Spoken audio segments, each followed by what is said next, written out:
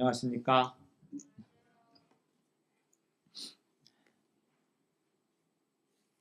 오늘 말씀의 제목은 마음에 있는 모든 것입니다.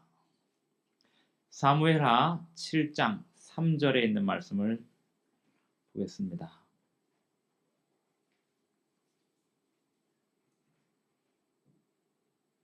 사무엘하 7장 3절.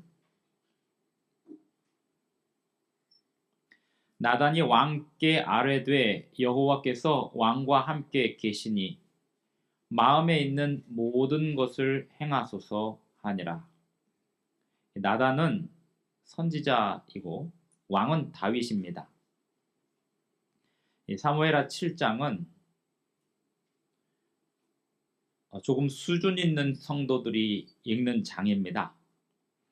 수준이 있다와 없다의 차이점은 어떻게 나눌 수 있냐면, 수준이 있다는 것은 하나님의 일을 하는 가운데 선택을 하는 거가 수준이 있다는 개념이고, 수준이 좀 낮다는 개념은 하나님의 일을 하냐 세상의 일을 하냐의 기준으로 나눌 때 수준이 좀 낮다라고 할 수 있습니다.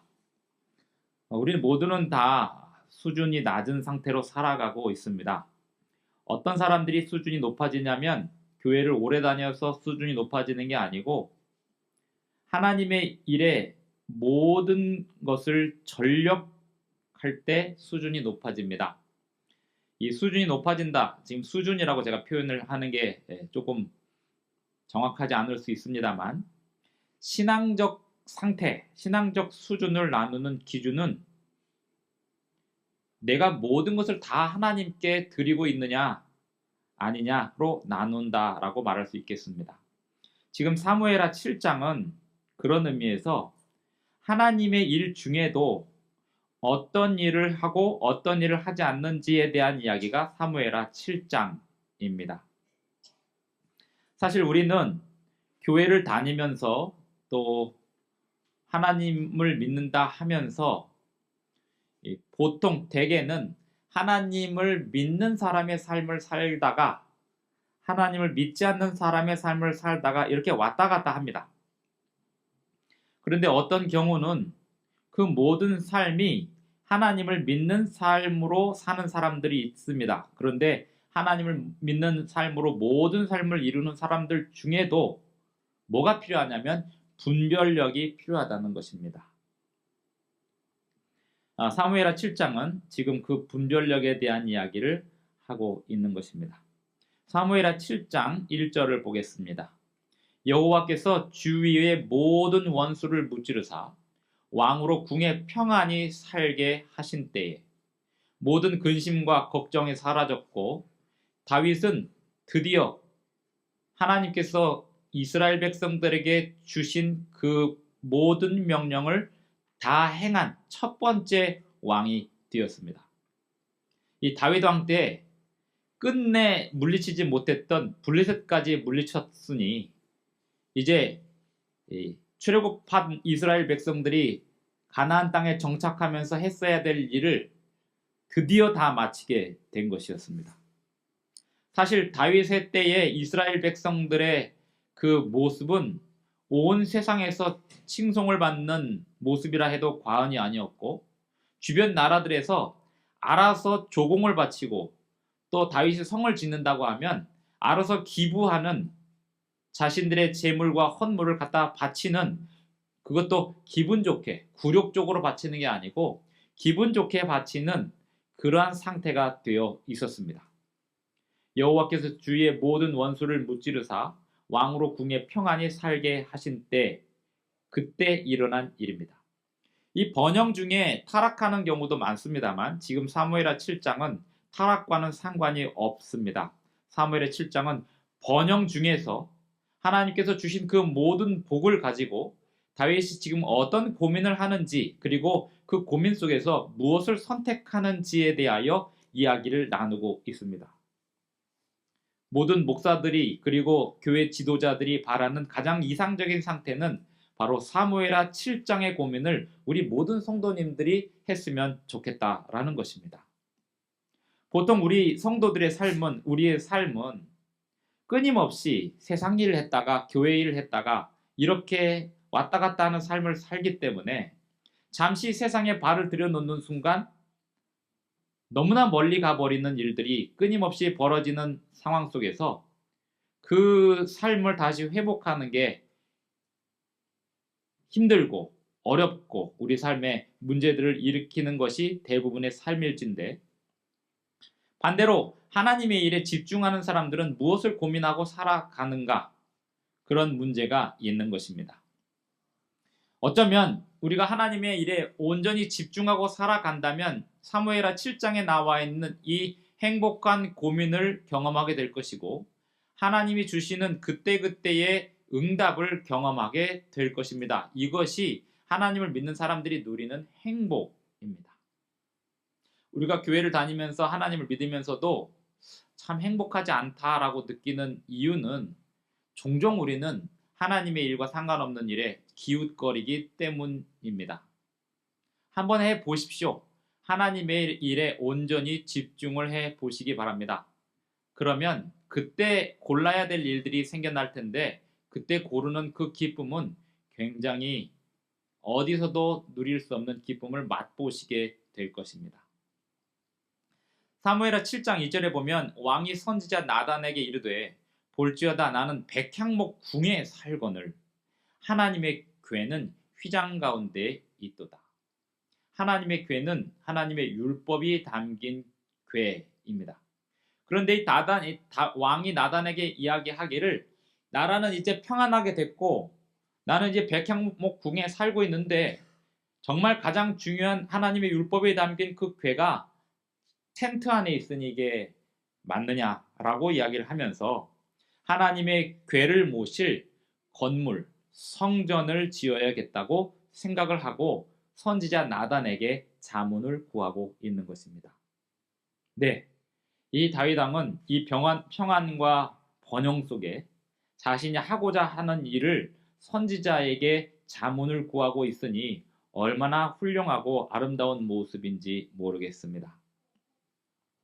때로 우리가 어떤 좋은 일을 할 때라도 나에게 조언과 자문을 줄 수 있는 그런 사람이 주변에 있다면, 그리고 그 조언과 자문을 주는 사람들이 기도하는 사람들이라면 그 사람은 정말 행복한 삶을 살게 될 것입니다.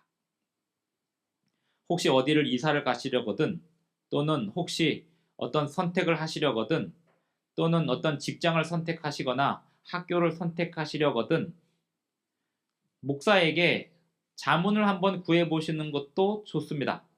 목사는 학교에 대하여 골라줄 능력이 없습니다만, 부동산 전문가도 아닙니다만, 건강 전문가도 아닙니다만, 어쩌면 그 목사의 무심결의 한마디가 삶을 바꾸어 놓을 수도 있는 것이, 자문을 구한 사람이 기도를 했고 목사가 그 사람을 위해서 기도를 했다면 그 둘의 대화 속에 하나님의 놀라운 선택이 작용하게 될 수도 있기 때문입니다.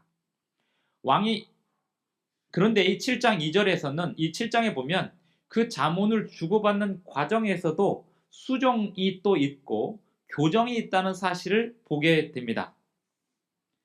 이런 거와 같습니다. 어떤 성도님이 목사에게 자문을 구했습니다. 목사님, 제가 이번에 어디로 이사를 가게 되었는데요. 거기로 가도 될지 잘 모르겠습니다 라고 물었는데 목사님이 네, 성도님이 그곳에 가는 것은 정말 좋은 일입니다 라고 자문을 해줬다고 칩시다. 그런데 그 다음에 목사님이 급히 전화를 해서 성도님, 제가 기도를 해보니까 제가 아까 해드렸던 그 자문 잘못된 거였습니다. 이런 얘기가 사무엘하 7장에서 벌어지고 있는 것입니다. 7장 2절에 하나님의 궤는 휘장 가운데 있도다 라는 이 구절에 대하여, 또 지금 이 자문과 선택, 그것에 대하여 이야기하기 전에 한 가지 상식적으로 알아가야 할 부분이 있어서 말씀을 드리자면, 우리가 교회라는 말을 하고요, 성전이라는 말을 합니다. 교회와 성전은 같은 뜻일까요? 다른 뜻일까요? 교회와 성전은 같은 뜻도 있고 다른 뜻도 있습니다. 엄밀하게 말하면 우리가 이 교회를 헌당할 때 성전을 봉헌합니다라는 말은 엄밀하게는 틀렸습니다.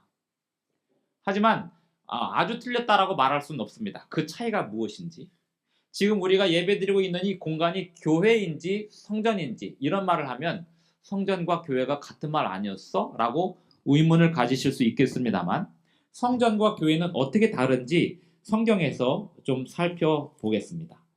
출애굽기 25장 8절을 보겠습니다. 출애굽기 25장 8절입니다.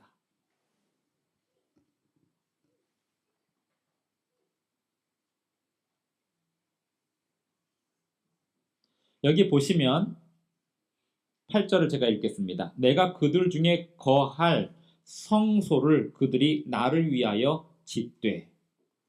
이 성전을 건축하기 전 단계가 성소였는데요. 이 성소는 임시로 지은 천막 건물 같은 개념입니다. 그런데 이 성소와 성전의 공통점이 있다면 하나님이 실제로 거하시는 곳입니다. 그래서 성소와 성전은, 솔로몬 성전도 마찬가지고 출애굽 당시의 성소는 일반 사람들이 들어갈 수 없는 곳입니다. 우리가 성전, 영어로 템플이라고 하는데요. 성전과 성소, 템플은 사람이 들어갈 수 없는 곳입니다. 왜냐하면 그곳이 하나님이 임재하는 곳이기 때문에. 그래서 성소, 성전에는 하나님께서 허락한 그 한 사람, 그 일을 맡은 그 한 사람, 또는 때에 따라서 필요한, 하나님이 부르실 때 그 몇 사람을 제외하고는 발을 들여놓을 수 없는 곳이 성전입니다. 지금도 성전이 있을까요? 네, 지금도 성전이 있습니다. 어디에 있냐면 하늘에 있습니다. 그 하늘 성전에서 예수님이 우리를 위하여 제사장으로서 중보하고 계십니다. 성전은 하나여야 합니다. 이스라엘 백성들이 성소가 하나여야 했고 성전이 하나여야 했던 것처럼 온 세상에서 성전은 오직 하나뿐입니다. 그런 의미에서 이 세상에 지은 모든 교회라고 말하는 건물들은 그 어디도 성전이 아닙니다. 성전의 의미는 하나님께서 임재하신다는 의미가 있고요. 또 하나는 성전으로서 가장 중요한 기능이 또 있다면, 하나님이 임재하시긴 임재하시되 임재하시는 그곳에 뭐가 있냐면 성전의 기구들이 있습니다. 출애굽기 25장부터 보시면 25장 10절을 읽겠습니다. 그들은 조각목으로 궤를 짜되 길이는 2규빗 반, 너비는 1규빗 반, 높이는 1규빗 반이 되게 하고 너는 순금으로 그것을 싸되 그 안팎을 싸고. 지금 화면에 나와 있는 저게 증거궤입니다. 저 위에 두 천사가 이렇게 내려다보고 있고요. 저 상자 안에 법궤가 들어있습니다. 저 법궤가 성전, 하나님 성전에서 가장 중요한 곳입니다. 이 법궤, 지금 이 상상 속에서 이렇게 성경에 나와 있는 그 장면을 가지고 그림으로 그려놓은 건데요. 이 금으로 다 쌓여져 있었고, 지금 이 두 천사가 내려다보고 있는 이 공간 안에 하나님이 임재를 하시면 거기가 빛으로 가득 찹니다. 이 빛으로 가득 찰 때는요, 모세도 들어갈 수 없었습니다. 거기 들어가면 모세도 즉사하는 상황이에요. 그래서 성전은 하나님이 임재하시는 곳이기 때문에 사람이 결코 들어갈 수 없는 곳입니다. 만약에 여기가 성전이라고 그러면 우리 여기 못 들어와요. 밖에서 예배드려야 됩니다. 하나님 여기 계시고 우리 밖에서 이 성전을 사모하면서 드리는 거죠. 성전의 아주 강한 의미는 사람이 갈 수 없는 곳입니다. 하지만 성전의 약한 의미는 하나님이 임재하시는 것입니다. 그래서 성전과 교회의 차이점이 뭐냐면, 사람이 갈 수 있는 곳과 갈 수 없는 곳이라면 공통점은 하나님이 임재하시는 곳입니다. 교회라는 말의 의미를 마태복음에서 찾아보겠습니다. 마태복음 18장입니다. 이게 상식으로 말씀을 드리지만 이 상식을 알면 사무엘하 7장에 나와 있는 그 다윗의 고민이 무엇인지 알게 됩니다. 마태복음 18장을 먼저 보시면 마태복음 18장 20절을 보시겠습니다. 마태복음 18장 20절입니다. 두세 사람이 내 이름으로 모인 곳에는 나도 그들 중에 있느니라. 예, 두세 사람이 예수님의 이름으로 모인 곳에는 예수님이 임재하신다 했습니다. 이게 교회입니다. 그래서 사도행전에 보면 사도 바울은 교회나 회당이 없는 곳에 가서도 교회 예배를 드렸습니다. 사도행전 16장을 한번 보시겠습니다. 사도행전 16장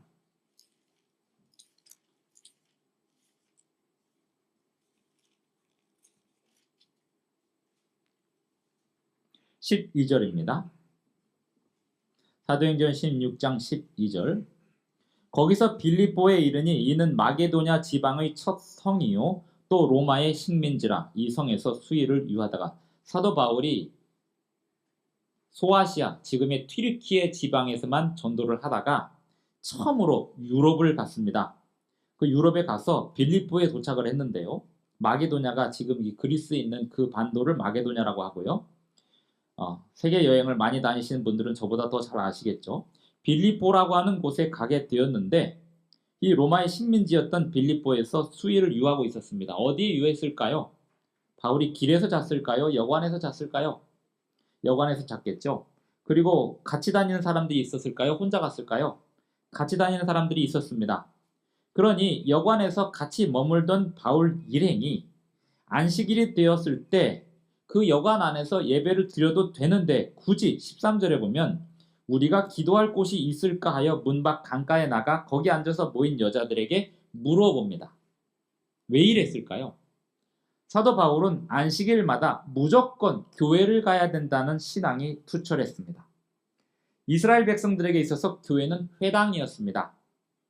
그래서 사도 바울은 아직 예수님을 영접하지 않은 유대인들의 공동체인 회당에 가서 그들이 여전히 구약 성경의 하나님 여호와 하나님을 섬기고 있으니 그들과 함께 예배를 드리면서 예수님에 대하여 증거하려고 했던 것입니다. 해외여행 중에 호텔에서 예배 드릴 수 있지만 여관에서 예배 드릴 수 있지만 그 지역에서 가장 가까운 교회를 찾는 그 심정은 사도 바울에게서 배워야 하는 것입니다. 13절에 보면 안식일에 우리가 기도할 곳이 있을까 하여 문 밖 강가에 나가 거기 앉아서 모인 여자들에게 물어봅니다. 여기서 어떻게 물어보냐면 유대인들은 어느 지역을 가나 10명 이상이 모이면 회당을 지었습니다. 그게 유대인들의 교회 신앙이었습니다. 그 회당을 지은 목적이 뭐냐면 하나님께 예배드리는 것도 있지만 자녀들을 교육하는 목적이 있었습니다. 그래서 엘렌 화이트는 지역 교회들이 이 학교를 운영해야 된다는 말을 했습니다. 어른 10명만 모이면 다음 세대를 가르칠 학교가 있어야 된다는 거죠. 그것이 회당이고 교회였습니다. 유대인들이 사용하던 장소를 회당이라고 했고 오늘날 우리가 사용하는 장소를 교회라고 부르는 것입니다. 그런데 이 회당이 예배 장소로 쓰일 때만큼은 하나님께서 그곳에 임재하셨기 때문에 마치 그들이 성전에 있는 것처럼 겸손하게 하나님 앞에 예배하고 하나님의 말씀을 듣고 가르치고 하는 그러한 일들을 했던 것입니다. 자, 그럼 이제 성전과 회당의 교회의 차이점을 아셨고 성전과 교회의 공통점, 하나님이 임재하신다는 건데요.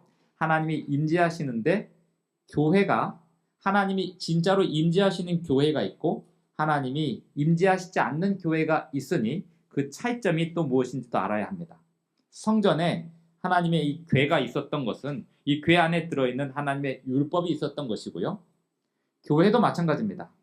하나님께 기도하고 예배한다고 하나님이 임재하시는 게 아니고 하나님이 누구에게 임재하시냐면 예수님의 이름으로 기도하는 사람들에게 임재를 하시는데 예수님의 이름으로 기도한다는 것은 예수님의 성품인 하나님의 율법에 순종하겠다고 고백하는 사람들이 모인 곳이 진짜 교회인 것입니다.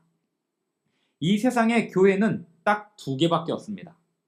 교회의 전통이 우선시되는 교회가 있고 하나님의 율법, 성경 말씀이 우선시되는 교회가 있습니다. 사람들이 마지막 때 하는데 마지막 때에는 교회가 2개밖에 없음이 분명하게 드러나게 될 것입니다. 교회의 전통을 중요시하는 교회와 하나님의 율법, 성경책을 중요시하는 교회로 갈라지게 될 것입니다. AD 4세기에 로마 황제가 거짓으로 개종을 하고 토요일을 일요일로, 예배드리는 안식일을 일요일로 바꾼 이후 모든 교회는 일요일에 예배드리는 전통 속에 살아왔고 지금도 많은 교회들이 일요일이 예배일이라고 믿고 있습니다만 일요일을 예배일로 믿고 있는 그 믿음은 성경에 근거한 것이 아니고 전통에 근거한 것이기에 마지막 때가 되면 전통에 근거한 교회들은 하나로 뭉치게 될 것입니다. 그게 요한계시록 18장에서 나오는 바벨론의 이야기입니다. 바벨론의 원흉이 되는 교단은 지금도 전 세계에 향하여 개신교를 향하여 내 딸들아 돌아오라 라고 이야기합니다. 그 근거는 우리가 제정한 주일, 일요일에 예배드리는 모든 교단은 우리의 자녀들이다 라고 이야기를 하고 있는 것입니다. 안식일을 지키는 교회는 하나님의 율법에 근거한 말씀에 순종하는 교회이기 때문에 마지막 때가 되면 정말 마지막 때가 되면 정말 하나님이 임재하시는 교회가 될 것입니다. 그 일로 인하여 핍박을 받고 그 일로 인하여 공격을 당하는 사람들이 모인 진짜 교회가 형성이 될 텐데 그때가 되면 어쩌면 건물은 사라지고 2-3사람씩 모여서 안식일을 지키는 사람들이 마지막 때를 견뎌낼 수도 있습니다. 진짜 교회요, 진짜 성전이 되는 것입니다. 지금까지 드린 말씀을 하나로 모으면 교회와 성전에서 가장 중요한 것은 하나님의 임재고요. 하나님의 임재의 증거는 율법입니다. 요한복음에 보면 너희가 나를 사랑하면 나의 계명을 지키리라 라고 말씀을 하셨습니다. 하나님이 임재하신다는 것은 하나님의 율법에 대한 신앙을 고백하는 것입니다. 저는 하나님 외에 다른 신을 섬기지 않겠습니다. 저는 우상을 섬기지 않고 하나님만을 섬기겠습니다. 하나님의 이름을 망령되이 일컫지 않겠습니다. 안식일을 기억하여 거룩히 지키겠습니다. 부모를 공경하겠습니다. 살인하지 않겠습니다. 간음하지 않겠습니다. 도둑질하지 않겠습니다. 거짓 증거하지 않겠습니다. 내 이웃의 소유를 탐내지 않겠습니다. 이렇게 고백하고 그렇게 하지 못했던 것에 대하여 매 시간마다 하나님 앞에 회개의 기도를 드리는 사람들 2-3사람이 모이는 곳이 교회가 되는 것입니다. 그러니 하나님의 율법이 담긴 이 궤가 얼마나 중요한지 모릅니다. 다시 사무엘하 7장 2절을 와서 다윗이 모든 원수를 무찔렀고 자기는 평안히 궁에 살고 있습니다만 하나님의 율법이 담긴 궤가 천막 안에 있다는 사실에 대하여 다윗은 너무나 안타까웠고 나단에게 이야기하기를 하나님의 궤를 모실 성전을 지어야겠다라고 이야기를 합니다. 이거는 아무리 누가 생각을 해봐도 틀린 말이 아니고 당연히 해야 될 말이었습니다. 그리고 당연히 품어야 될 생각이었습니다. 사무엘하 7장 3절에 보면 나단이 왕께 아뢰되 여호와께서 왕과 함께 계시니 마음에 있는 모든 것을 행하소서 하니라. 이 마음에 있는 모든 것에 대하여 역시 이 세상에는 2가지 이야기가 있습니다. 많은 부모들이 자녀에게 이렇게 이야기합니다. 너는 네 마음에 있는 모든 것을 다 펼쳐라. 저는 그렇게 얘기합니다. 절대로 그렇게 말하지 마십시오. 자녀의 마음속에 얼마나 악독이 가득한지 아십니까? 사람의 마음속에 얼마나 허영심과 잘못된 생각이 많은지 아십니까? 네가 하고 싶은 거 다 해보고 살아라. 이것보다 위험한 말이 없다는 거죠. 그런데 여기 마음에 있는 모든 것이란 말은 다윗이 하나님을 위하여 충성하고자 성전을 짓겠다고 하는데 그 성전을 짓는 것이 그렇게 간단한 일이 아닙니다. 많은 재료들이 들어가고 많은 인력이 들어가고 단순히 재료와 인력만 있다고 될 게 아니라 엄청난 설계가 있어야 됩니다. 세종대왕이 많은 과학자들을 동원해서 조선시대의 과학을 발전시켰지만 한글만큼은 혼자 이 모든 이 기술을 자신의 지혜를 짜내서 해냈습니다. 왜 그랬냐면 그때 당시에 한글을 제정한다는 것은 매우 위험한 일이었고 어떤 신하가 만약에 이 한글을 제정했다라고 알려지게 되면 그 신하는 죽임을 당할 게 뻔하기 때문에 목숨을 걸고 만든 게 한글이고 한글은 세종대왕의 머릿속에서 다 나왔다고 알려져 있습니다.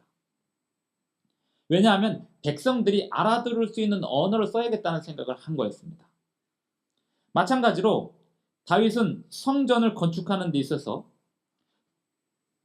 결국에 나중에 이 다음 이야기 마지막 여기 사무엘하 7장에 없는 이야기를 잠시 하자면 사실상 성전의 설계는 다윗이 다 했다고 알려져 있습니다.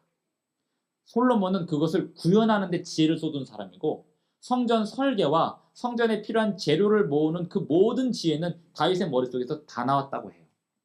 솔로몬이 굉장히 지혜가 뛰어났다고 하는데 솔로몬이 지혜가 뛰어났다고 하는 건 미안하지만 약간 유전도 있는 것 같아요. 다윗이 굉장히 머리가 뛰어난 사람이었습니다. 근데 왜 머리가 좋아졌을까요? 사람이 머리가 언제 좋아지냐면 도망을 많이 다니면 머리가 비상해집니다.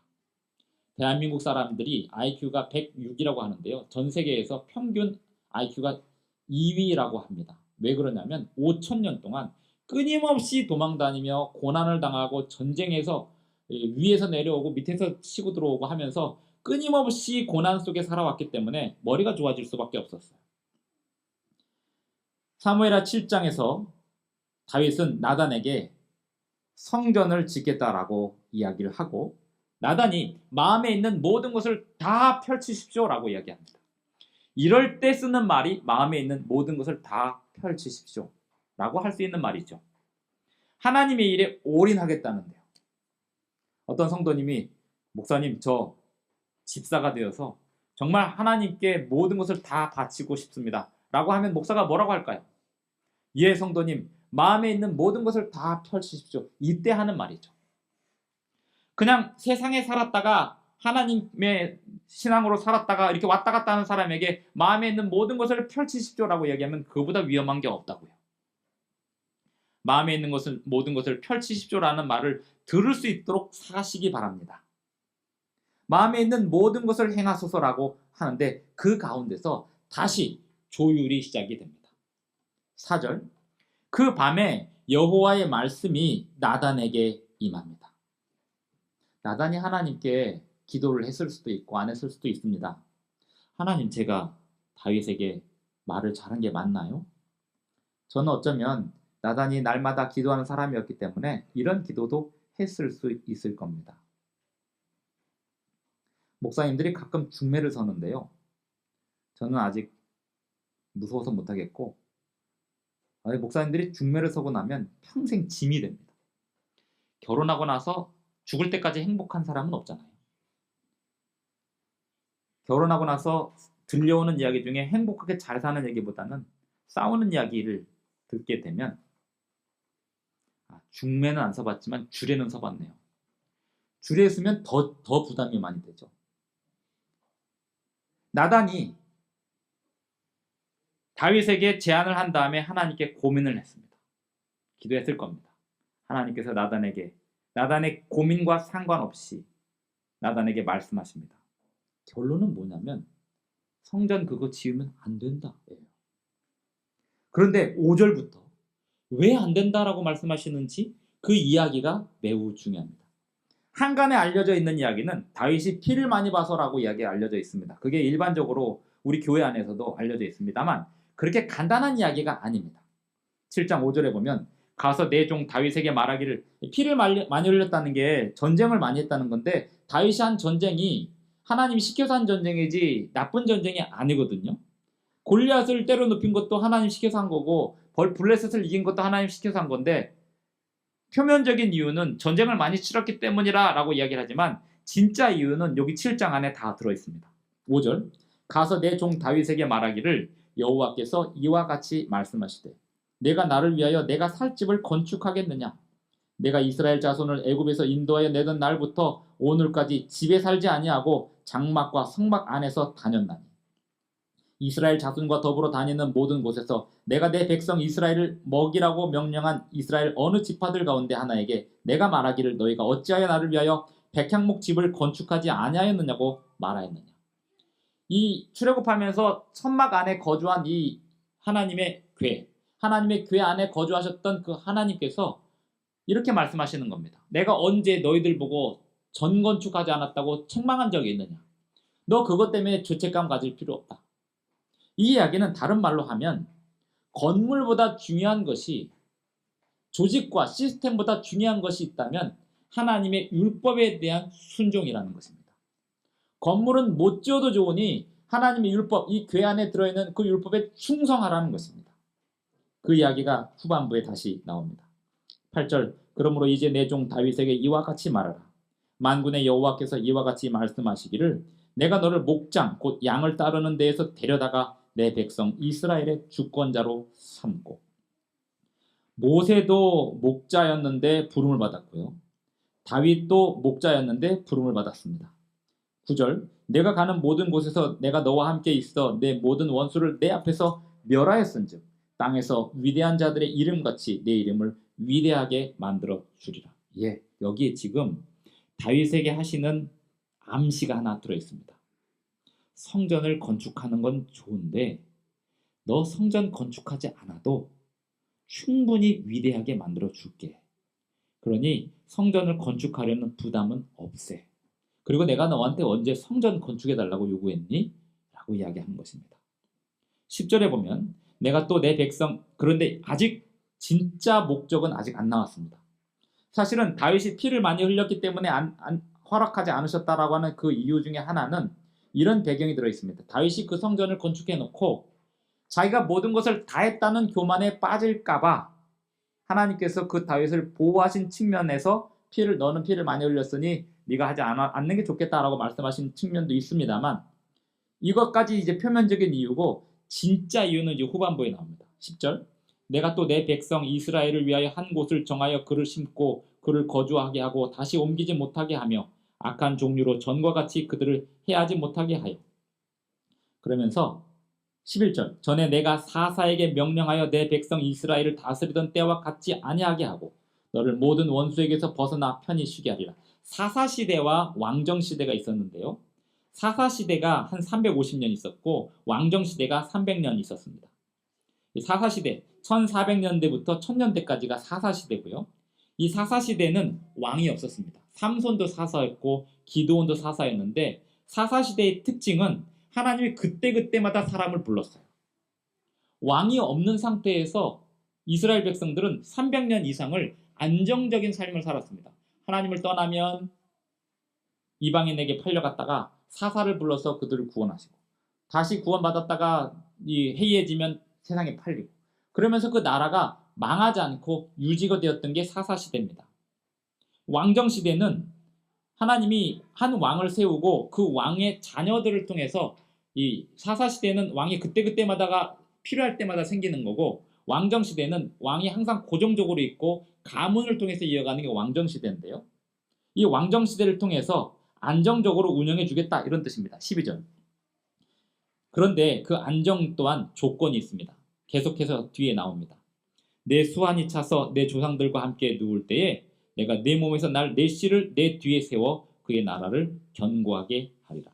그는 내 이름을 위하여 집을 건축할 것이요 나는 그의 나라 왕위를 영원히 견고하게 하리라. 이게 진짜 그 하나님의 동기요 이유였고, 다윗이 여기에 감동을 받았습니다.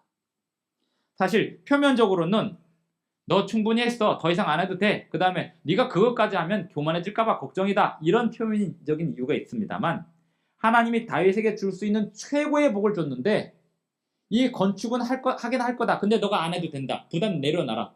대신 누가 할 거냐면 네 몸에서 날 네 아들이 그 일을 해낼 거다. 이 이야기가 감동이 되는 사람과 감동이 되지 않는 사람의 차이점이 있는데요, 이 이야기가 감동이 되는 사람은 지도자이거나 아버지이거나 후계자를 양성, 다음 세대를 위하여 고민하는 사람. 이 교회가 다음 세대에도 안정적으로 운영이 될 거냐, 또는 내 자녀들이 하나님을 끝까지 섬길 거냐, 이게 가장 관심사라면 다윗의 관심사도 마찬가지였습니다. 자신이 세워놓은, 하나님께서 세우라고 해서 세워놓은 그 왕국이 다음 때에도 이어질 것이냐에 대한 관심이 다윗에게 가장 있었는데, 하나님께서 다윗에게 넌 성전 건축하지 말아라. 이 성전은 네 아들이 할 거다. 이러니 다윗이 여기서 받은 감동이 얼마나 컸을까요? 더 이상 네가 하지 말아라 이런 것에 대한 슬픔이 하나도 없었을 겁니다. 네 아들이 그걸 해낼 거다라고 했을 때 이야기는 무슨 뜻이냐면, 네 아들이 나의 확실한 보호를 받게 될 것이고 하나님의 백성으로 살게 될 것이다. 솔로몬은 자신의 지혜를 믿고 세상으로 나갔다가 마지막에 끝내 돌아오게 됩니다. 그가 돌아오고 쓴 책이 전도서입니다. 헛되고 헛되니 모든 것이 헛되다라고 하는 이야기가 회개하면서 눈물로 쓴 책이었습니다.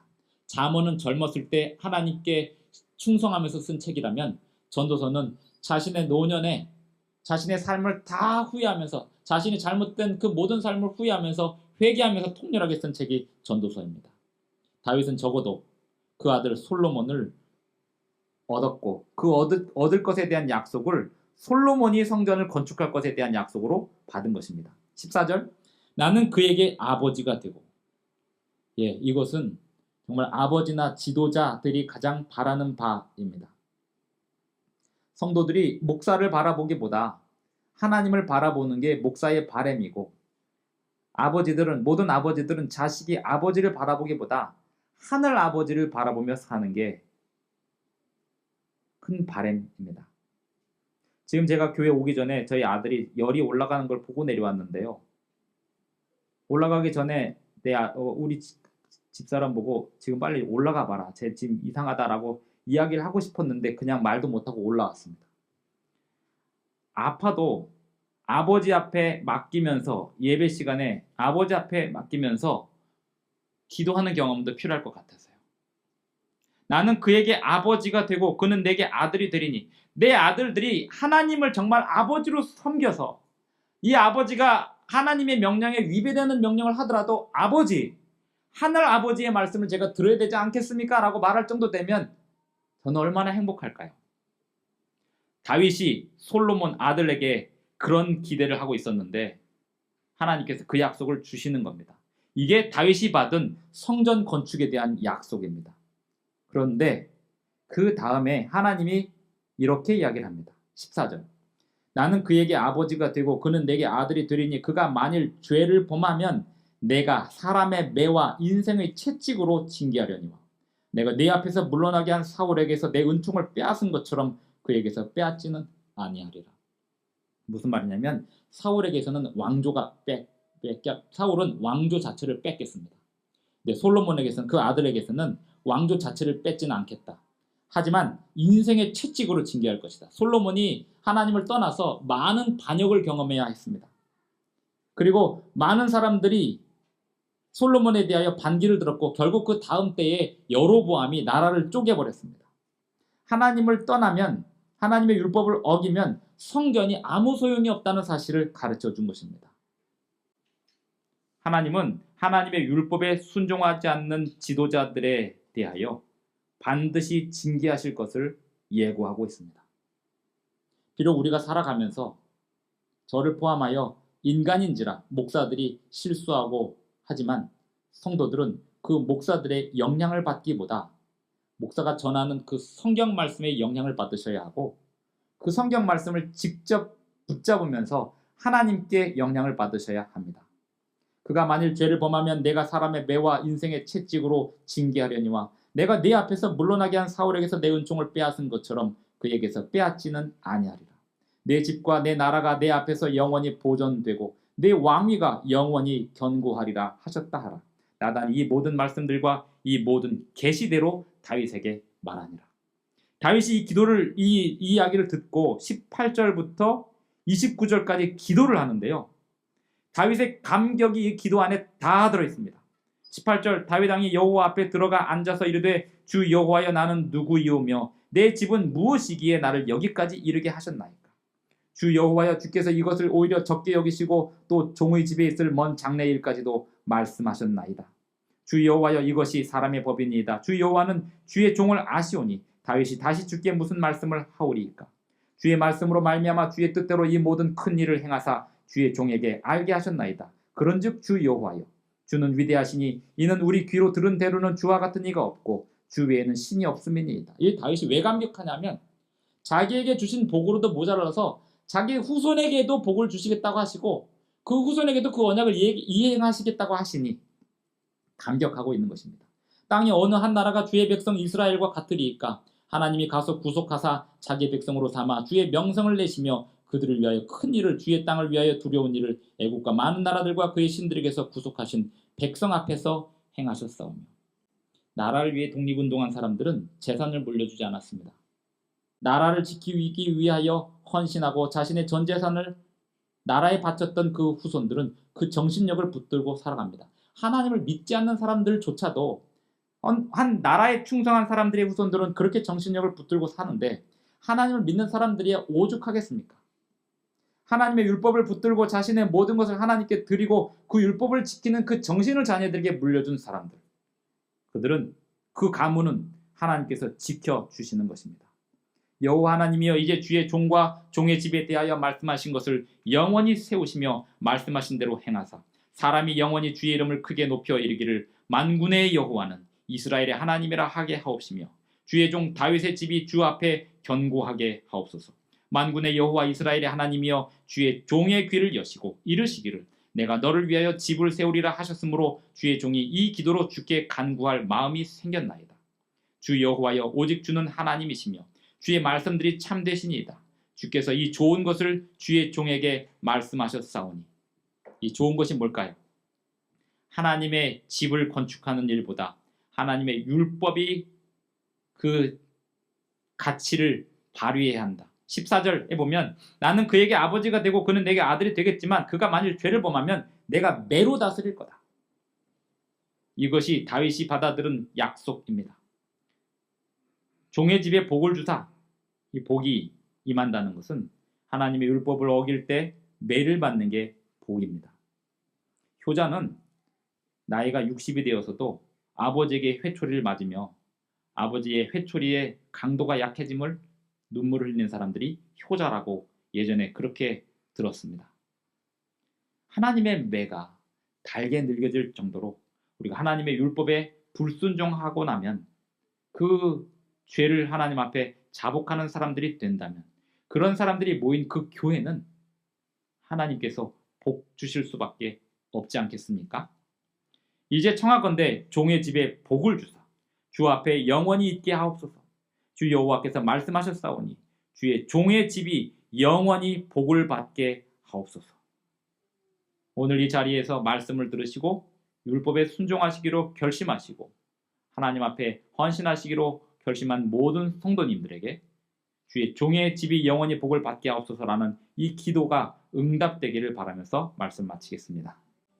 하늘에 계신 우리 아버지, 주의 율법이 거하는 주의 성전이 되게 하소서. 우리가 거하는 곳에서 주님의 말씀을 사모하고 주님의 말씀을 묵상하고 주님의 율법에 순종하는 백성들로 모임을 갖게 하옵소서. 날마다 우리의 일상생활 모든 일에서 주님의 율법이 살게 하시고 주님의 영의 역사가 살게 하여 주시옵소서. 우리가 만지는 옷이나 우리가 만지는 신발일지라도 우리가 만지는 문이나 우리가 만나는 사람들에게라도 하나님의 율법이 전달되고 그 빛이 발하게 하여 주시옵소서. 예수님의 이름으로 기도합니다.